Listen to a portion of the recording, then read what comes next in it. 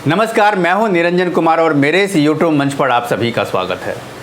महाराष्ट्र की राजनीति में पिछले 10 दिनों से जो घमासान चल रहा था उसका अंत हो गया है, क्योंकि राज्य के जो मुखिया थे उद्धव ठाकरे, उन्होंने मुख्यमंत्री पद से इस्तीफा दे दिया है।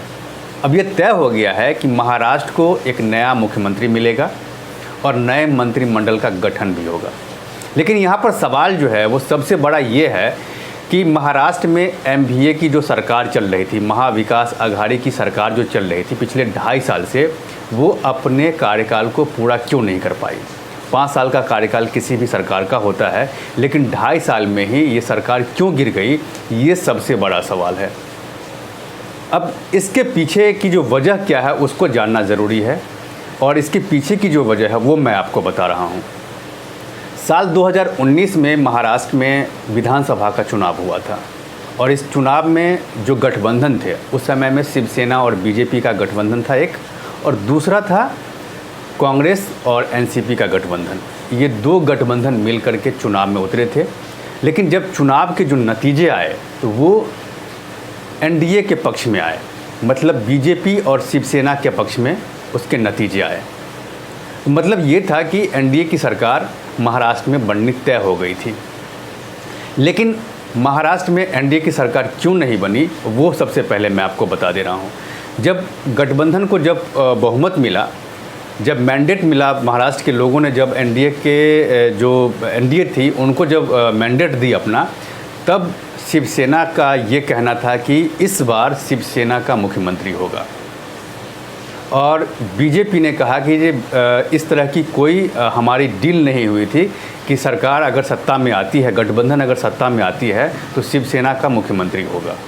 क्योंकि उस समय जो मैंडेट के हिसाब से जो वोट आए थे, जितने विधायक जो जीते थे उसमें 100+ बीजेपी के विधायक जीत करके आए थे, जबकि शिवसेना का सिर्फ और सिर्फ 55 विधायक था जो 2019 के विधानसभा के चुनाव में जीत करके आए थे।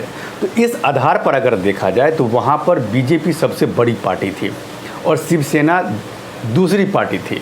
तो वहाँ पर जो अगर मुख्यमंत्री बनने की बात थी तो वो बीजेपी का ही मुख्यमंत्री बनता। लेकिन शिवसेना का ये कहना था कि इस बार महाराष्ट्र में शिवसेना का मुख्यमंत्री बनेगा और ये हर हाल में हो करके रहेगा। लेकिन बीजेपी इस बात को मानने के लिए तैयार नहीं थी। बीजेपी लगातार कहती आई कि हमारा इस तरह का कोई डील नहीं हुआ है, और ना ही किसी रैली में जब हम गए हैं तो अपनी रैली में या फिर गठबंधन की जो रैली हुई है उस दोनों ही रैली में हमने कभी ये नहीं कहा कि अगर गठबंधन जीत करके सत्ता में आती है तो शिवसेना का मुख्यमंत्री होगा।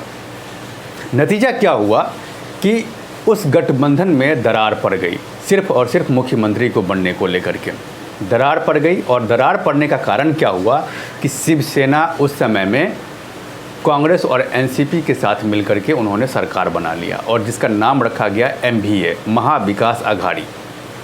और ये महाविकास आघाड़ी की सरकार पिछले 2.5 साल से महाराष्ट्र में चल रही थी।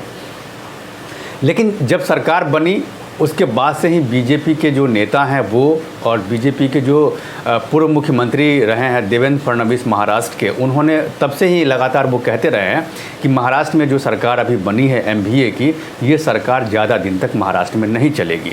और उसके पीछे का जो वजह था, उसके पीछे की जो रीज़न थी, वो उन्होंने कहा कि जो सरकार अभी बनी है वो 2 विपरीत विचारधारा वाली पार्टी आपस में मिलकर के सरकार बना लिए हैं। और इसमें कोई दो राय नहीं है कि आने वाले समय में कई सारे मुद्दे ऐसे हैं जिस मुद्दे को लेकर के इन लोगों के बीच विवाद होगा, और विवाद के बाद क्या होगा कि ये गठबंधन टूट जाएगा।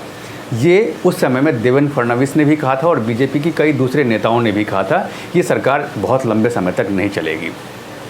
और नतीजा जो अभी है वो आपके सामने में है।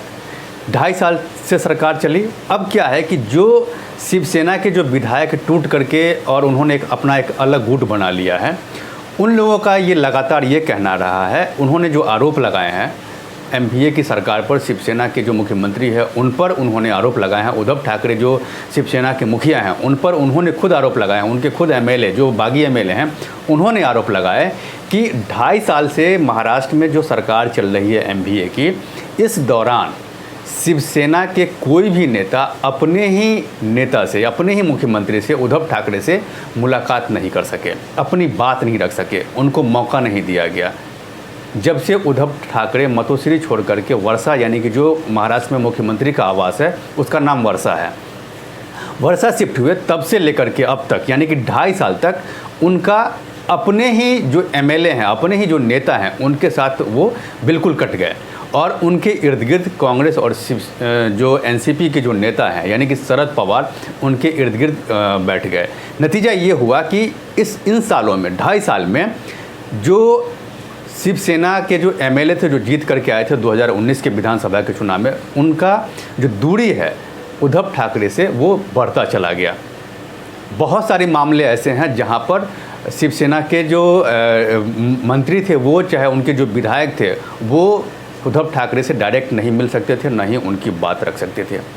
यही चीज़ जो है शिवसेना के जो दूसरे नेता हैं, जो बागी नेता है, उनकी और उद्धव ठाकरे के बीच जो है दूरी बनती चली गई। ये जो बागी एमएलए हैं उनका आरोप है और ये लगातार पिछले 2.5 साल से चल रहा था। ये आज की बात नहीं है, धीरे धीरे ये चीज़ बागी विधायकों के बीच ये चल रहा था, जिनका उन्होंने खुलासा अभी हाल में 10 दिन पहले उन्होंने किया है कि किन वजहों से वो उनको इस तरह का कदम उठाना पड़ा। अब देखिए कि समय समय पर देवेंद्र फडणवीस ने भी उन्होंने भी कहा था कि शिवसेना के अपने ही नेताओं के बीच सब कुछ ठीक नहीं चल रहा है और इसकी संभावना पूरी है ये सरकार 5 साल का कार्यकाल जो है वो पूरा नहीं कर पाएगी और बीच रास्ते में ही शिवसेना टूट जाएगी। ये बात देवेंद्र फडणवीस समय समय पे कहते भी आ रहे थे और इसकी जो पटकथा लिखी गई थी वो मैं आपको बता रहा हूँ। इसकी पटकथा जो लिखी गई थी, इसकी शुरुआत कहाँ से हुई थी वो जानना आपको बहुत ज़रूरी है। इसकी सरकार जो अभी टूटी है, सरकार जो गिर गई है, इसकी पटकथा अभी हाल ही में महाराष्ट्र में राज्यसभा के चुनाव हुए थे में ही लिखी गई थी। जितने भी जो नेता टूट करके शिवसेना से बागी हुए हैं उन्होंने इसकी पटकथा इसी चुनाव में लिख दी थी। सबसे पहले महाराष्ट्र में राज्यसभा का चुनाव हुआ और राज्यसभा के चुनाव में क्रॉस वोटिंग हुई और क्रॉस वोटिंग में बीजेपी अपने 3 नेताओं को जिताने में कामयाब हो गई, जबकि उनके पास इतने संख्या बल नहीं थे कि 3 नेताओं को वो राज्यसभा का सांसद बना सके। तो यहाँ क्रॉस वोटिंग हुई और ठीक इसके बाद 10 दिनों के बाद महाराष्ट्र में विधान परिषद के लिए चुनाव होना था, विधान परिषद की वोटिंग की होनी थी। यहाँ पर भी 5 उम्मीदवार को बीजेपी ने जिताने में कामयाबी पा ली, जबकि 5 उम्मीदवार को जिताने के लिए बीजेपी के पास संख्या बल नहीं थे। क्रॉस वोटिंग हुई और उसके बाद नतीजा क्या हुआ कि बीजेपी के जो नेता थे वो जीत करके विधान परिषद में आ गए। और देखिए, महाराष्ट्र की राजनीति को लेकर के अक्सर ये कहा जाता है शरद पवार को लेकर के वो महाराष्ट्र के चाणक्य हैं, लेकिन देखिए ये जो राज्यसभा का जो चुनाव हुआ उस चुनाव में और विधान परिषद के लिए जो चुनाव हुआ उन चुनावों में जिस तरह से देवेंद्र फडणवीस ने कामयाबी हासिल की, अपनी पार्टी के नेताओं को जिताने में उन्होंने जो भूमिका अदा की उसको लेकर के शरद पवार को भी आश्चर्य करना पड़ा कि देवेंद्र फडणवीस ने जो काम किया है वो काबिल तारीफ़ है। इसकी वो लगातार वो बड़ाई करते रहे हैं कि कहीं ना कहीं उनसे चूक हुई है, कहीं ना कहीं जो उनका गठबंधन है महाविकास आघाड़ी उनसे चूक हुई है, शिवसेना से चूक हुई है, एनसीपी से चूक हुई है, ये उन्होंने माना। लेकिन देखिए ये सिर्फ पटकथा यहाँ पर लिखी गई थी और जैसे ही राज्यसभा का चुनाव संपन्न हो गया और विधान परिषद का चुनाव संपन्न हो गया, वैसे ही जो बागी विधायक थे शिवसेना के लगभग 20 विधायक रातों रात मुंबई छोड़ करके वो सूरत पहुंच जाते हैं। जब सूरत पहुंचते हैं उसके बाद महाराष्ट्र की राजनीति में एक तरह से मान के चला जाए कि भूचाल शुरू हो जाता है कि तब उनको पता चलता है कि इतने सारे विधायक शिवसेना के थे जो शिवसेना के जो आला कमान है उनसे उनकी नाराज़गी थी। और जब सूरत पहुंचते हैं उसके बाद इसका खुलासा होता है। इसके बाद शिवसेना के नेता जितने भी हैं, चाहे वो संजय राउत हो या फिर खुद मुख्यमंत्री उद्धव ठाकरे, उन्होंने उनको मनाने की कोशिश की, लेकिन जो बागी विधायक थे वो नहीं माने। और उसके बाद वो यहीं नहीं रुके बागी विधायक, वो सूरत से तुरंत वो गुवाहाटी चले गए। जब वो गुवाहाटी गए उसके बाद देखिए क्या हुआ कि धीरे धीरे करके जो 20 की संख्या थी विधायकों की, बाकी विधायकों की, उसकी संख्या में बढ़ोतरी होने लगी। धीरे धीरे यहाँ से विधायक शिवसेना के टूट करके और वो फ्लाइट के जरिए गुवाहाटी पहुँचने लगे।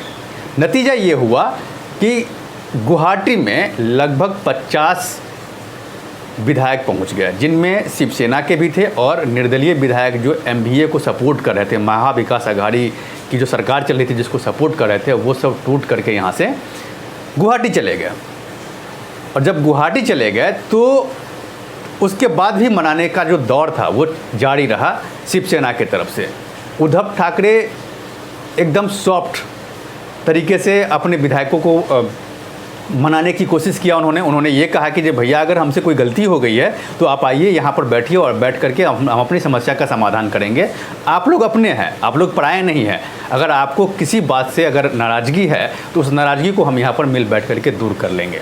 लेकिन दूसरी तरफ उनके जो दूसरे नेता हैं, राज्यसभा सांसद हैं, वो संजय राउत, वो लगातार जो बागी विधायक थे उनके ऊपर वो लगातार हमला करते रहे। उनको न जाने क्या क्या नहीं कहा गया उन बागी विधायकों को संजय राउत के द्वारा, अलग अलग समय में ट्विटर के जरिए हो, सोशल मीडिया के जरिए हो, या फिर वो सामने आकर के प्रेस कॉन्फ्रेंस के जरिए उन्होंने बागी विधायकों को खूब खरी खोटी सुनाई और यहाँ तक कह दिया कि उनके एक इशारे पर हंगामा हो सकता है महाराष्ट्र में। और इसका नतीजा ये भी हुआ कि महाराष्ट्र में जो बागी विधायक थे उनके कुछ नेताओं के दफ्तर पर तोड़फोड़ हुई, आगजनी हुई और एफिजी जलाई गई, यानी कि पुतला जलाया गया। तो ये पटकथा आज से नहीं लिखी गई थी, जब सरकार बनी थी तभी से लेकर के ये लिखी जा रही थी। और इसकी शुरुआत राज्यसभा से शुरू होकर के विधान परिषद तक पहुंची और उसके बाद ये लोग बागी हो गए। अब जब देखिए, जब वो लोग गुवाहाटी पहुंचे बागी विधायक, तब भी मनाने का सिलसिला रुका नहीं। लेकिन तब भी जो बागी विधायक थे वो यही कहते आए थे कि वो शिव सैनिक है, बाला साहब के शिव सैनिक है और वो शिवसेना से कभी अलग नहीं हुए। लेकिन शिवसेना की जो विचारधारा रही है उस विचारधारा से कहीं ना कहीं शिवसेना रास्ते से उतर गई है और उनकी बात नहीं सुनी गई इन 2.5 सालों में। इसी वजह से इस तरह के कदम उठाने पड़े। अब वापसी की कोई बात नहीं होगी, ये बात कहा गया। मामला सुप्रीम कोर्ट तक पहुंचा, सुप्रीम कोर्ट के बाद फ्लोर टेस्ट तक पहुंचा। लेकिन जब उनको लग गया उद्धव ठाकरे को कि भैया फ्लोर टेस्ट पे तो हम अपना बहुमत साबित ही नहीं कर पाएंगे, तो इससे बेहतर है कि हम इस्तीफ़ा दे दें। और यही हुआ, उन्होंने राज्यपाल को जाकर के इस्तीफ़ा दे दिया। जबकि इससे पहले तक संजय राउत लगातार ये कहते रहे कि जो गुवाहाटी में विधायक पहुँचे हुए हैं उनमें से करीब 20 विधायक ऐसे हैं जो उनके संपर्क में हैं। तो भैया जब संपर्क में है तो आप उनको बुला क्यों नहीं लेते, क्यों नहीं आते हैं?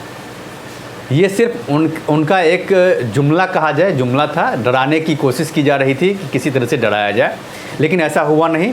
और वो लोग फ्लोर टेस्ट के लिए जो बागी विधायक थे वो गोवा पहुंच गए गुवाहाटी से। अब आज संभावना पूरी है कि वो मुंबई आ जाएंगे और कल देवेंद्र फडणवीस की सरकार बन सकती है, देवेंद्र फडणवीस नए मुख्यमंत्री बन सकते हैं और जो बागी विधायक हैं उनका समर्थन उनको मिलेगा। और दूसरी तरफ एमएनएस के जो एक विधायक है वो भी उनका सपोर्ट करेगी, यानी कि एमएनएस राज ठाकरे जो मुखिया हैं एमएनएस के, वो भी सपोर्ट करेंगे। अब देखिए यहाँ पर एक बात और भी है, वो भी जानना बहुत ज़रूरी है कि क्यों शिवसेना पर ये आरोप लगते रहे पिछले 2.5 साल से कि उनका जो मूल सिद्धांत है हिंदुत्व वाला, उससे वो अलग होते गए। ये बात भी जानना बहुत ज़रूरी है। देखिए, बाला साहब की जो राजनीति थी हमेशा हिंदू और हिंदुत्व को लेकर के रही है और वो अपने अंतिम समय तक उन्होंने इसी बदौलत उन्होंने राजनीति की महाराष्ट्र में।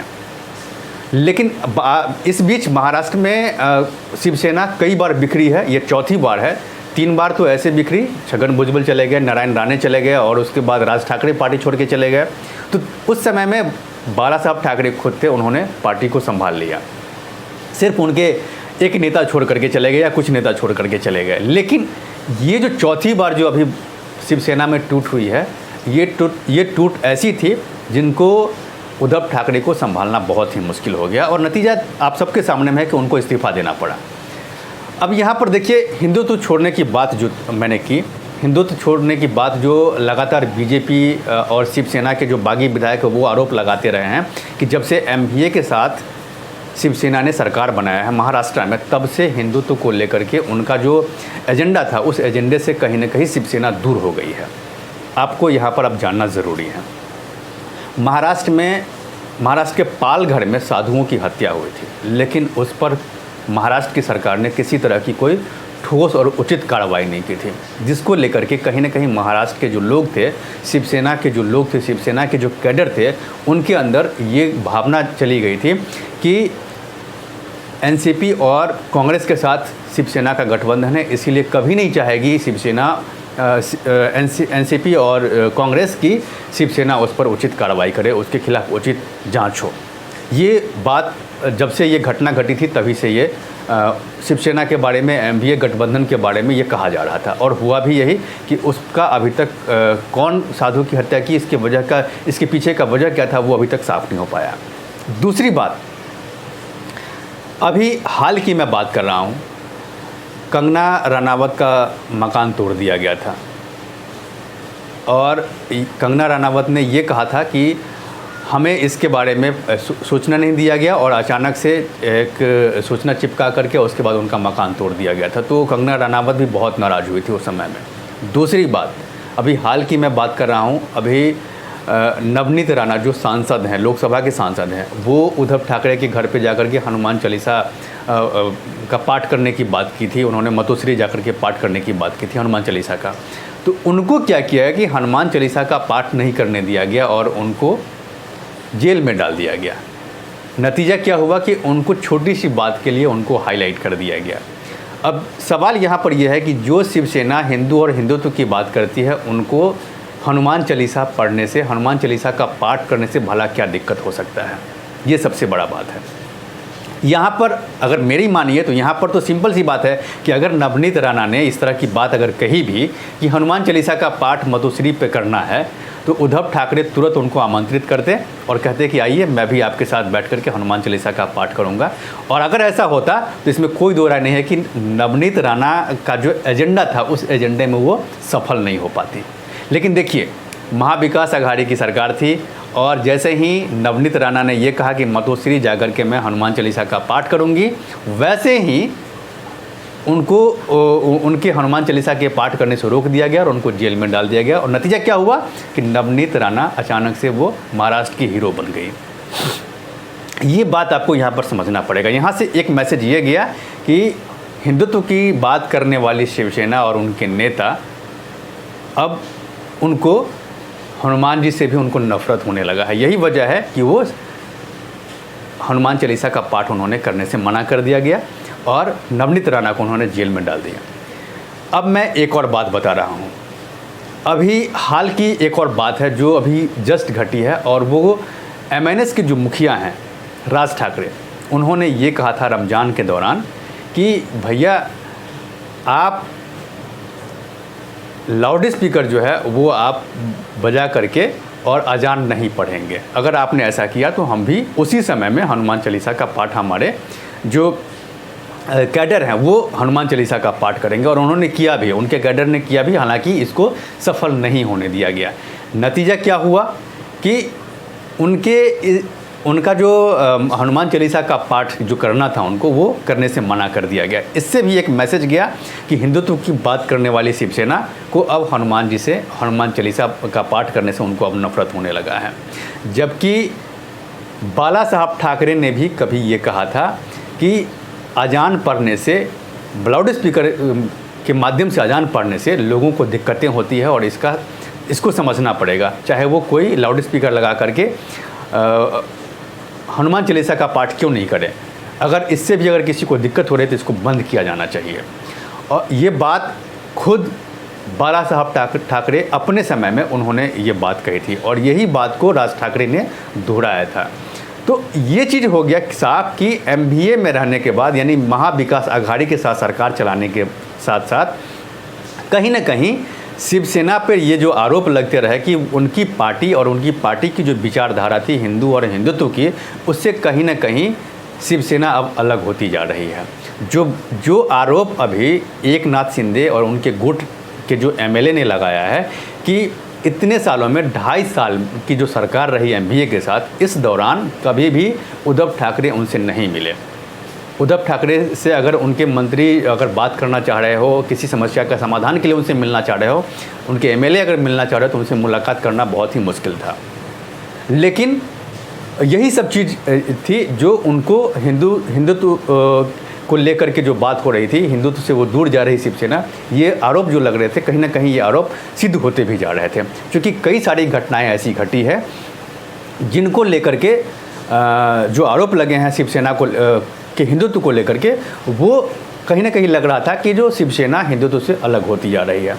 अब देखिए, अभी जब उद्धव ठाकरे ने अपने पद से इस्तीफ़ा दिया है, इस्तीफ़ा देने के बाद उन्होंने बागी विधायकों के लिए जो है उन्होंने साफ साफ कहा उन्होंने कि उन्होंने जिनको हमने दिया वो हमारे साथ नहीं रहे, उन्होंने हमारे साथ दगाबाजी की, हमारे पीठ में छुरा घोंपा, लेकिन जिनसे हमको उम्मीद नहीं थी वो हमारे साथ मतलब आखिरी तक हमारे साथ रहे। मतलब उन्होंने शिवसेना और माफ़ कीजिएगा एनसीपी और कांग्रेस को लेकर के ये बातें कही कि कांग्रेस और एनसीपी आखिरी समय तक हमारे साथ थी और अभी भी है, लेकिन जो हमारे विधायक थे जिनको हमने जिताया, हमारी पार्टी के बैनर के तले जीत करके आए, जिनको हमने सम्मान दिया, वही लोग मेरे पीठ के पीछे छुरा भोंक करके चले गए।